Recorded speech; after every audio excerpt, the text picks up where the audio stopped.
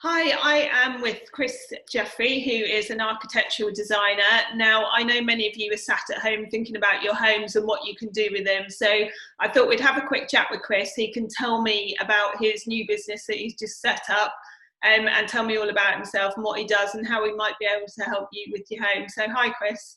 Hi Laura, thanks for having me on for your interview. That's all right, no worries. I've just started up my own architectural practice, 418 Architectural.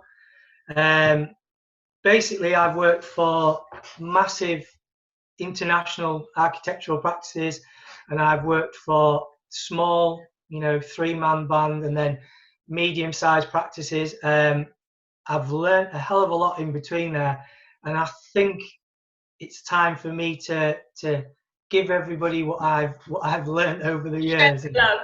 Yeah, share the love, and I think I've got something to offer people. So thought it was time to set up my own practice with a slightly more practical and refreshing approach.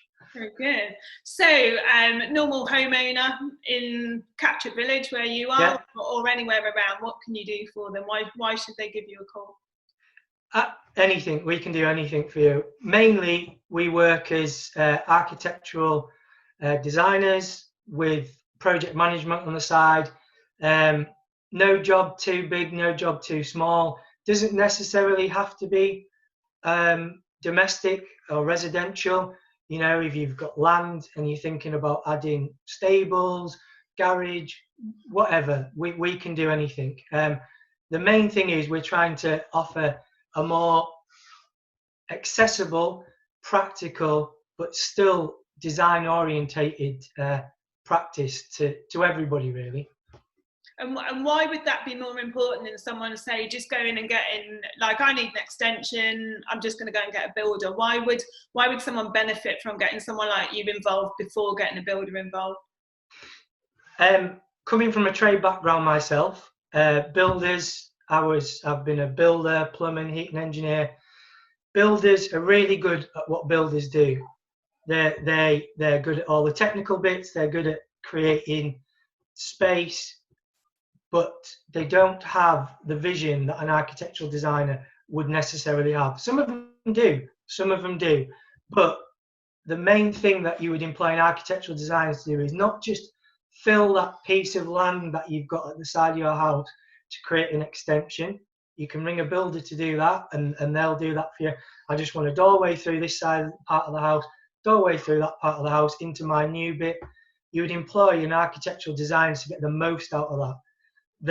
The little tricks that we get taught to create space, light, flow is something that's really important. Not just having a box plonked on the side of your house, the back of your house, the front of your house. Creating flow through a building through a couple of little, thoughtful add-ons and possibly things that a builder wouldn't think of can make a huge, huge difference. And if you're paying all that money out to get it built, really, you want something that you're really going to be pleased with at the end. Not just, like I say, not just extra space, not extra square footage, which I think people get really hung up on. And that's what a builder would normally offer. But an architectural designer will just unlock those few little tricks that can make those spaces flow, get the light in there, make things feel a bit more bigger and volumetric. So yeah, that's the difference, I think. And it can be false economy sometimes, can't it? Because sometimes a builder can build something which doesn't necessarily have the flow or can't then be developed into what you want in the future without having that foresight of, actually this is what I want to use the space for. So rather than just making space, it's like thinking about the uses of it. Yeah, another thing that I seem to come across quite a lot is at the current time, somebody may only be able to afford a certain amount of development on their property, whether that's just a rear extension, that's single story. A builder will come and do that, and that works for the family at the time, and then things, you might end up with more family. You might just decide that you want to start to work at home and you need more space. there's never particularly any future proofing put in by a builder, where an architectural designer may look at, well, I would personally look at giving you potential future add-ons, not just using, like I say, there's available space and just putting square footage there. That's not what an architectural designer will do. Yeah, no, and I think it's invaluable. I see houses quite often that have been developed, and you know, it comes to selling it on and the flow isn't there, and that can have really negative impacts in the future. And I just think if people had perhaps thought about it a little bit more in the first place, they could have ended up with something that's a lot more saleable and practical. And you know, it's not all about selling your home. That's not why you're doing it. It's to live with, you know, but even to have it something that's going to be, you're going to be really happy at the end of it. I think one of the things as well, which is a little bit misconstrued, which we've spoke about before, is that your architectural designer, your architect, your architectural technologist, whoever you're going to use, they're there to hold your hand through that process and almost protect you and get the design that's on that paper into a building that you're going to use, that you're happy with. And sometimes there might be an additional cost for a larger steel beam to be put in, say, for instance, to open up a space a lot bigger. Well, us as architectural designers should be saying to you, well, that's going to cost a little bit more to do that, but you can cut back on the cost of the windows, flooring, and really work with your client to find those solutions to still get flow, to still get, like I say, the space, the things that you really need, rather than just turning around and going, well, no, you can't afford that. Yeah, that's not what should be happening. You should be working with your clients and, yeah, helping you find every avenue to get that space that you want, that piece of construction that you really need and want. When I talk about any kind of architecture, even raise that word with clients, one of the first things they talk to me about is money. How much is it going to cost? I can't afford it. So let's address this right here. Yeah, let's address that. Yeah. What are we looking at? So basically, my hourly rate is between £35 and £40 an hour. Okay. Don't let that scare you. There's a couple of other different ways. I'm not just going to churn out hour after hour and charge you a fortune and that. Most of the jobs I'll do on a fixed lump sum. So there would be a cost at the start for a feasibility study. Let's have a look, see what we can actually produce. There'd be then a cost to put that into planning or pre-app, depending on kind of the project that you're looking at. A cost to get that to a builder, to get them to price it, and then a cost to help you out on site. That's usually in bite-sized lumps as the project goes along. You can just use me for hourly rate if you want information out of me, if you want me just there on hand to keep your builder right. And also, if it's a slightly bigger project, we can do it on scale, so a percentage of what the build cost will be. The one thing I always get asked, though, is why should I use an architect? They're so expensive. It's a really easy answer to this question. It is so much cheaper for me to change something on a computer or on paper, to show to you again and say, listen, is that what you're talking about? And you turn around and say to me, no, actually, and just scribble over the top of something. It is so much cheaper for me to do that than for a builder, a joiner, a plumber, whoever, to go at it for a day or 2 days without somebody noticing. You then walk into the property, I didn't want that there. Why is that there? That is thousands and thousands of pounds to change that. If it can be changed. If it can be changed. Yeah. There is a couple of instances where it can't be changed. Yeah. It's just so much cheaper for those changes to work through the process, that iterative process of, well, I don't like that. Let's have a look at that. And computer software is so good now. You're not just looking at 2D drawings, just lines on a piece of paper. You can develop 3D models, so you can have a little walk around your kitchen, so you can have a little walk around your extension, your new build home, and you can really figure out how things are going to go together. Yeah, that's the biggest difference or the biggest money saver. Yeah. I can do it a lot quicker and a lot cheaper on a computer than let some bricklayers go at it for 2 days and then look at a wall and go, actually, I fancied a window there.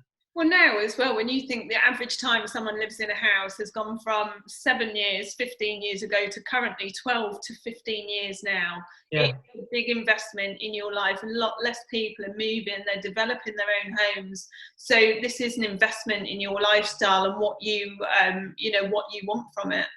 I think that's a good thing to pick up on there, Laura. Lifestyle. If we go back to the start, just adding square footage to your home won't necessarily address the lifestyle change you want from that addition to your home or from that new home. So again, that can be very easily sorted out on paper or on a computer, showing you a few 3D models, a few sketches before it actually hits site. Get that ironed out then. It's so much cheaper. It's so much easier. It's so much more, it's just cost effective. But I think people are scared to use an architect because they think it's just another cost to the build. But it's a really, in my opinion, for me, coming from a trade background, I see how costly it can be to change walls, roof pitches, things like that, windows. Just do it with your designer up front. Get a design you're really happy with, and then then go get the lads to build it for you. And then that's the easiest way to do it. So the biggest takeaways are planning for your lifestyle, saving money because you're not going to make costly mistakes because you're going to have it planned out. You're going to have thought about it before you've actually put a brick on anything. You're going to have planned it out to what your lifestyle that you wanted to be, and the costs are manageable. The costs are manageable. Do it in increments. Yeah. If that's how you want to do it. If you're a little bit frightened about the cost, but I can guarantee you, an architectural designer, if they're doing their job properly and they're looking after their client like they're meant to do, they're meant to be the buffer between you and everybody else. Yeah. They're looking after their client properly. The money that they can save outweighs anything. Outweighs any of the decisions. I actually did a blog about this recently. That's on my website. 5 ways that an architectural designer can save you money. Like I say, helping with specifying materials, getting the decisions out the way early, and then helping you as you go through the build process. Saying to the builders, the people and the tradespeople on site, no, we're not going to cut corners on that. We're going to use this. Or is there a way we can save by using something else? Is there something that you know? Because we don't know everything. Those tradespeople, they're the ones that are working with stuff day in, day out. They know where the savings can be made, but it's approaching that. And that's what your architectural designer should be doing for your client, approaching that to the tradespeople and saying, listen, how can we get this? How can we get what this client wants? Is there something you know about, whether it's a saving on flooring, a new insulation, whatever? And that's what your architectural designer should be doing. Not just giving you drawings and saying, there you go, give them to your builder, see you later. That's not what should be happening. And that's what we want to offer. That's what we do offer. We offer that. And to me, it's preposterous just to give somebody who has no inclination on building anything, has never built anything, give them a set of drawings, say, there you go, give them to your builder, and bye. See you later. Oh, by the way, can I pop round at the end, check a few pictures from my website? No. Well, that's not right. That's not what we do. So anyone, we were talking earlier, we're in strange times at the moment. A lot of people are planning. They've actually found they need a home office. They need an extension. They need a bit more space. We were saying you can. So how we're chatting now, you can offer to anyone at no cost. They can have half an hour of your time or whatever to chat through some ideas and see if your service is something that might work for them. Yeah, before all this, I would always give people a meeting for free. I'd always go and see them at the property. But now, I think everybody's really embrace the technology that we have. I'm quite happy to do Zoom, FaceTime, whatever suits you guys. Show me what your thoughts are on your development with your smartphone, computer. Yeah, I'm happy to do that. It's so much easier now. I think everybody's starting to embrace this technology. I can get through loads of calls and conversations with engineers, builders. It's been a bit strange getting some of the older skilled builders to use smartphones, but we've got there in the end. But yeah, that's definitely something I'll offer anybody. Right, okay, so people, whilst they're sat at home planning about whether or not it's a move or whether they can extend, then you can offer them some sound advice. Yeah, of course, yeah. Leaving your home or them leaving theirs. Yeah, exactly. Yeah, exactly. Yeah, let's embrace the technology. Brilliant. No, that's great. Thank you so much, Chris. Thank you for your time. It's been absolutely eye-opening speaking to you, and I hope that a lot of people take you up on your offer, because you know, they can have a chat with you at no cost to them, so it'd be crazy not to. So thank you very much. Thanks very much for the time, Laura. It's been brilliant. Thanks a lot. See you later.